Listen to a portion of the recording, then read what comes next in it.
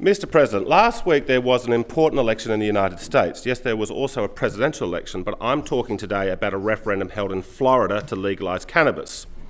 Florida today is a conservative southern state run by conservative firebrand Governor Ron DeSantis in the home of US President-elect Donald Trump. The casual observer may be forgiven for assuming that such a conservative state would vote against legal cannabis. But in the end, over 55% of Floridians voted yes in that referendum.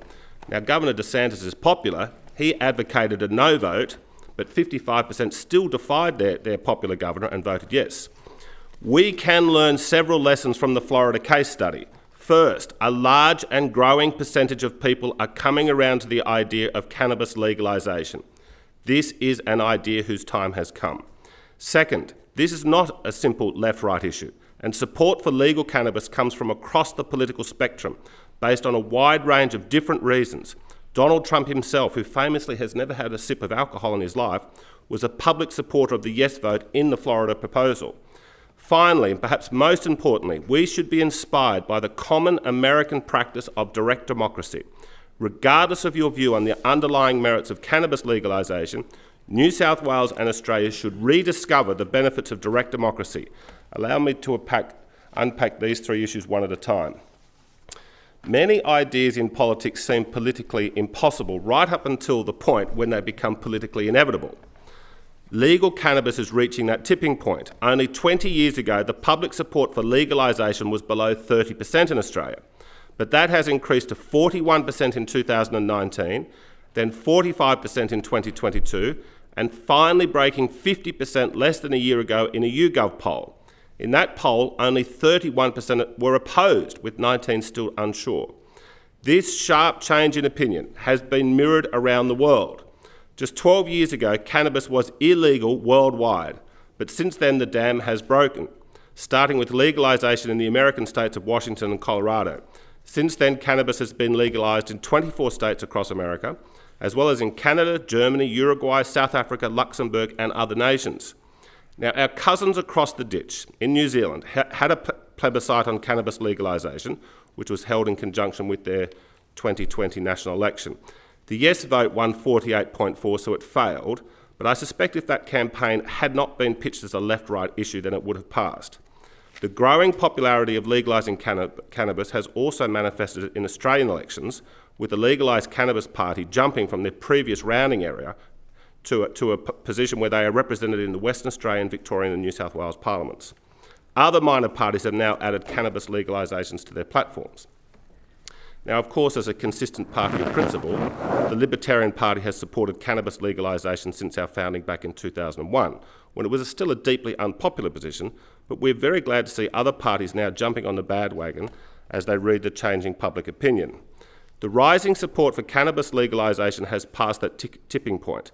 The time has come to give the citizens of New South Wales a vote on this matter. The reasons for the growing support for legal cannabis are many and varied, and they stretch across the left-right divide. I mentioned earlier that Donald Trump has come out in support of legal cannabis, and his view is not an outlier. Indeed, of the states that just voted for Trump, Alaska, Arizona, Michigan, Missouri, Montana, Nevada and Ohio have all recently legalised cannabis with referendums that received a comfortable majority. This position is also shared by people such as Elon Musk, Donald Trump Jr., Rand Paul, Roger Stone, Robert Kennedy and Vivek Ramaswamy.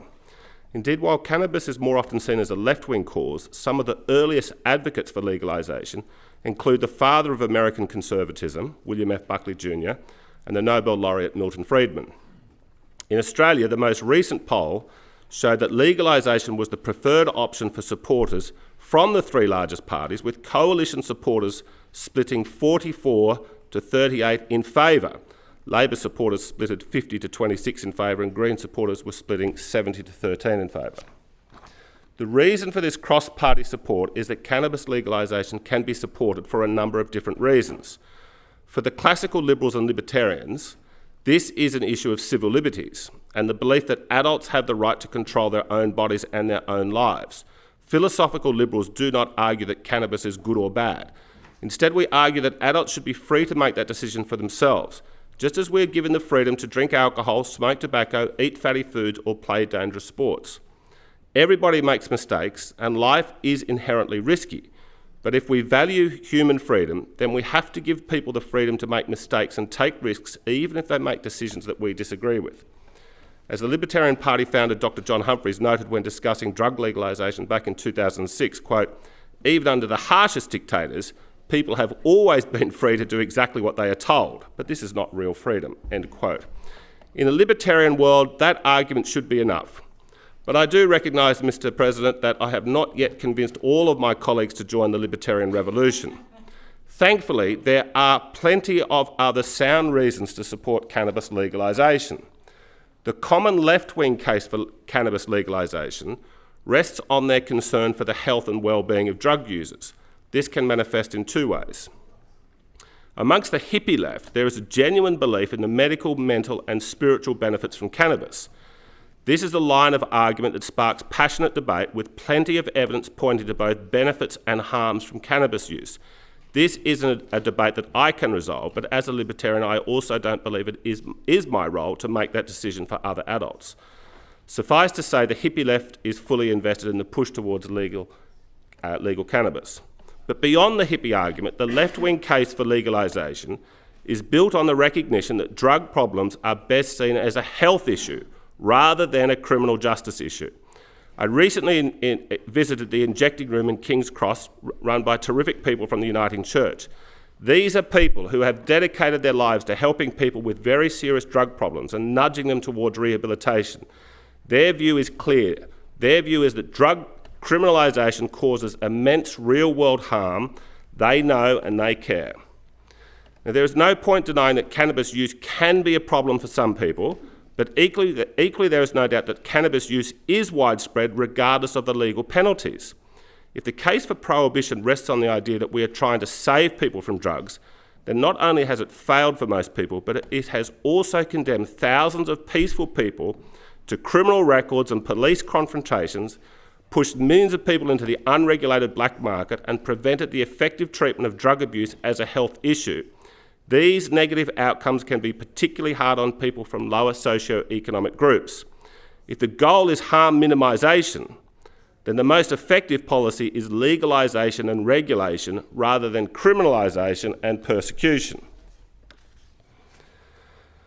The sensible centrists out there may accept some of the above arguments, but are also likely to note that cannabis legalisation has the potential to bring in significant extra tax revenue, free up police and court resources to focus on more serious crimes, and allow for the development of a regulated industry with thousands of jobs.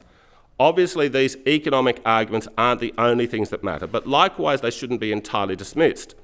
Cannabis excise taxes will go to the federal government, while the state government will benefit from licensing fees, payroll tax, and some of the GST revenue. Whether that money is used to fund the big spending plans of the major parties or the tax-cutting dreams of the libertarians, we can all agree that our fiscal goals are more achievable with the addition of this new tax-paying industry. Most conservatives will be unimpressed with the hippie left position, and while they may accept partly the libertarian harm minimisation and fiscal arguments, they will balance that against the need to discourage cannabis use entirely. That is an entirely reasonable position, and I want to put on the record that they may well be correct. Maybe society in general will be better off if nobody consumes cannabis. But is state-sponsored prohibition the best way to achieve that? No, it is not, Mr. President. The rules and norms for society can come from one of two sources. Either they are imposed top-down by an all-knowing and all-powerful central bureaucracy, or rules and norms emerge bottom-up from the repeated interactions of stable families, churches, and local communities. These are the so-called little platoons of society made famous by Edmund Burke. Burkean conservatives are highly sceptical of central bureaucracy, even in cases where that bureaucracy is promising to temporarily do things that conservatives support. Further, Burkeans understand that the growth in state power directly crowds out the central role of families, churches, and local communities. The conservative response to drug problems is not passive libertarian tolerance or big government prohibitions, but rather strong social feedback and guardrails built up by loving and sometimes strict family and local community. Not only is this approach likely to be more effective, but it elevates the importance of family and community above politicians and bureaucrats, and it helps preserve the independence and autonomy of conservative communities. For pragmatists, there is the crucial argument that cannabis prohibition has a series of unintended negative consequences that are far more damaging than the underlying problem it is trying to solve. Perhaps the most obvious is that prohibition leads to more organised crime. Most are familiar with the textbook example of prohibition backfiring. The United States, a vain attempt to ban alcohol in the 1920s. But that is only one of endless examples of prohibition backfiring. Prohibition does not stop the cannabis market from existing, but it does ensure that the market is fully controlled by criminals. These criminals do not pay tax, do not follow regulations, do not respect legal age limits, and do not always follow the peaceful norms of polite society. These criminal networks will attempt to corrupt the police, infiltrate other organisations, use violence to resolve disputes and protect their turf, and can be diverted into other nefarious activities. The best way to help organised crime is to keep cannabis strictly illegal so the criminals remain in control. And the easiest way to undermine organised crime is to deprive them of their largest market. The other unintended consequence of cannabis prohibition is that it can push some drug users into harder and more dangerous drugs. Prohibition means that users are already dealing in the black market with access to whatever else has been sold by their dealers. Perhaps more important, the fear of being caught creates an incentive for both users and dealers to switch into drugs that are relatively smaller and more concentrated and therefore easier to hide and obviously more harmful. It is certainly possible to argue that cannabis can result in some crime and bad health outcomes. But the hard reality is that cannabis prohibition results in far more criminality and far worse health outcomes. Despite the best intentions of central planners, the heavy-handed plans simply do not work. Now, having said all of that, Mr. President, even if you disagree with the above arguments and believe that cannabis prohibition is working well, there is still one overriding reason to support this legislation. This legislation does not ask you to vote on cannabis legalisation. I am making a far more modest request that we simply allow the people of New South Wales to have their say on this important issue. Now, many will be surprised to learn that since Federation, New South Wales has conducted 16 plebiscites or referendums on a diversity of issues, including 5 around alcohol prohibitions. Well, many will be surprised because we haven't had one for 4 decades, but the Libertarian Party says bring back direct democracy. Thank you. If you think I'm wrong-headed to pursue cannabis legalisation, then let's have that debate in front of the public over the next few years. Fully explore the various arguments and counter-arguments, and then ultimately allow the voting public to make a free and fair democratic decision. The American approach of allowing direct democracy to decide important binary issues should be an inspiration to anybody who believes in the virtues of democracy. Most legislation does not lend itself to such a binary vote, and so most decisions remain with us as the representatives of the people. But when we find clear binary issues such as the legality of cannabis, we should take those opportunities and let the people decide. Without a plebiscite to decide this issue, we will remain stuck in a rut. Neither of the major parties will want to champion this reform out of fear of losing a few percent in the marginal seats, and that is understandable. This is why when the American states have taken this step, it has almost always been via state congresses, not via state congresses, but via a people's vote. Our system of government rests on the assumption that the people can be trusted to make important decisions. This is a good assumption. Let's give the people the respect they deserve, trust their judgment, and trust in the democratic process to make the right decision. This cannabis plebiscite is proposed for the same day as the next New South Wales state election in early 2027. Voters will already be going to the polls that day. They will already have their minds turned towards political matters. It is appropriate, simple and respectful that we should take that opportunity to ask for direct feedback on issues such as cannabis. Setting the plebiscite for the next election day will also allow the government to keep their promise to not address cannabis laws in this term of Parliament. Not only will the consequences of the plebiscite be dealt with in the next term of the government, but by turning this decision over to the public, they will be fully insulated from any political fallout that comes from either outcome.